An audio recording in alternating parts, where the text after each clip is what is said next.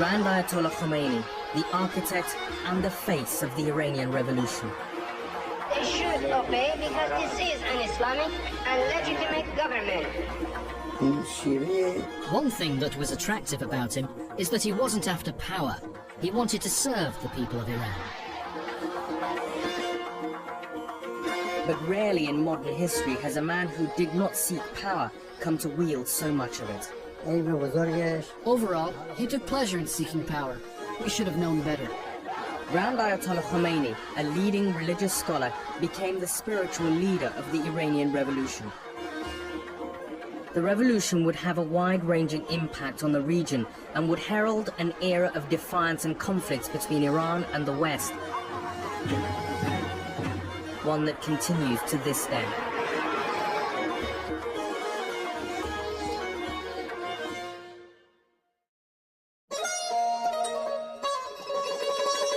For such an iconic figure, little is known about the early life of Ruhollah Khomeini.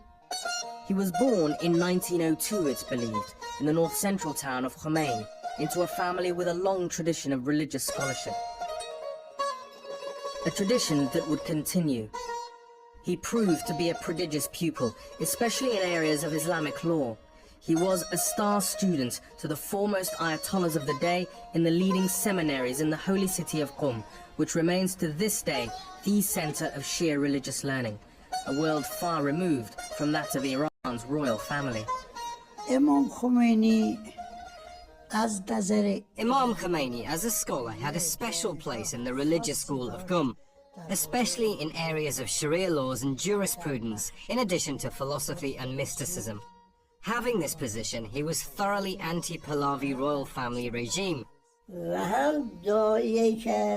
In terms of knowledge and morality, he was at a very high level, and he was not after either position or worldly possessions. He had only God in his mind, and whoever lives this way, God will help. From the outset, Khomeini was drawn to the relationship between politics and religion, in particular the role of the clergy in politics. In his 20s, he would develop his theory of velayat-e-faqih, the guardianship of jurisconsult or clerical authority, something that would become a central tenet in the establishment of the Islamic Republic. In his talks with religious scholars and leaders, he raised the issue of saving Iran and saving Islam. He saw that we needed to overthrow the Pahlavi dynasty. Khomeini became a lecturer at religious seminaries in Qom and in Najaf in Iraq, two of Shia Islam's most important cities, teaching political philosophy and Islamic history and ethics. And his hostility to the Shah's reign began to receive wider attention. He became the main speaker of the opposition inside Iran, and he gained the ground for what he was doing, because correctly he was continuously attacking the Shah's brutality. Because of that, he gained this popular support of the people. In 1963, the Shah instituted wide-ranging reforms.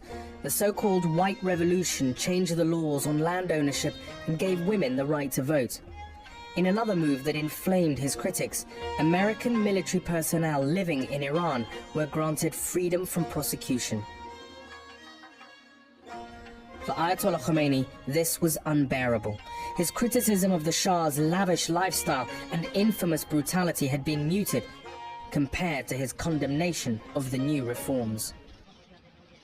Khomeini replied to the Shah's announcement saying that as far as we know, men are not free to vote, since when are women free to vote? As well, he made a sharp attack against the Shah himself, saying that if he did not change his ways, the day would come when the people would offer up thanks for his departure from the country. It was a measure of Khomeini's following that his comments led to an uprising in Qom in June of 1963. He was arrested and soon exiled. After a 2-year stay in Turkey, he returned to Najaf in Iraq, where he had pursued his religious studies years earlier. He continued his sermons as well as his attacks on the Shah. Forced exile did not silence nor subdue him. His program in Najaf was a simple and ordinary one. He was teaching and continuing the struggle. His speeches had a great impact on people. Exile empowered Khomeini even further. He now enjoyed the complete freedom to express his dislike of the Shah and his policies. He presided over a complex network of followers who would carry tape recordings of his writings and speeches back to Iran, where they were repeated and distributed in mosques throughout the country. Khomeini was becoming the voice of opposition to Iran's ruling elite. He was physically in Najaf, but through friends and foreign media he would get information about the situation here. No one in the close circle would do anything without his permission. His knowledge was so acute that he knew details of what was going on here that even Iranians didn't know. Here was a man who is in a position can challenge Shah very effectively. The political wisdom was telling me that I have to cooperate with him.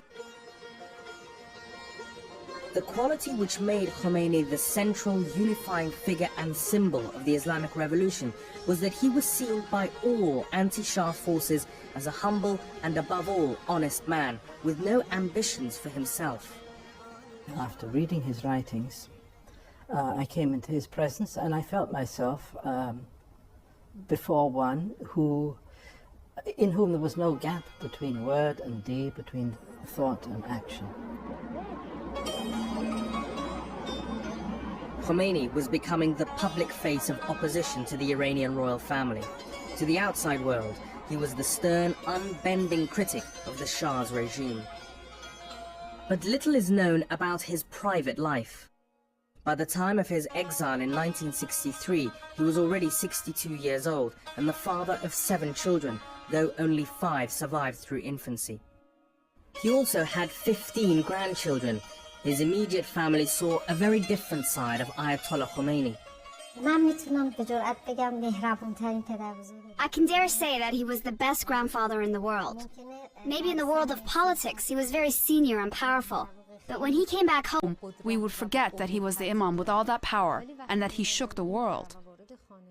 All the children, small and big ones, loved him.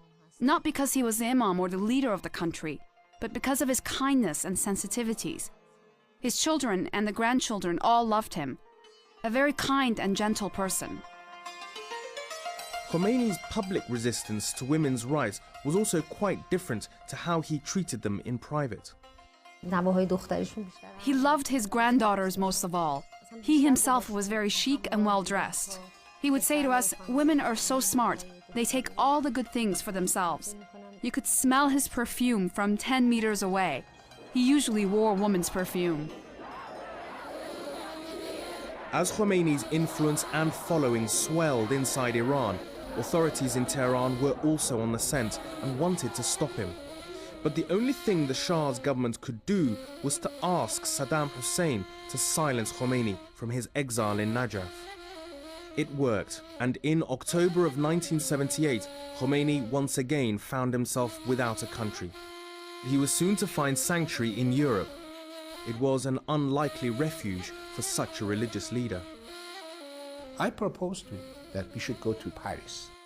First, he didn't agree, because it was very heavy idea for a high mujtahid, a reverend in his caliber.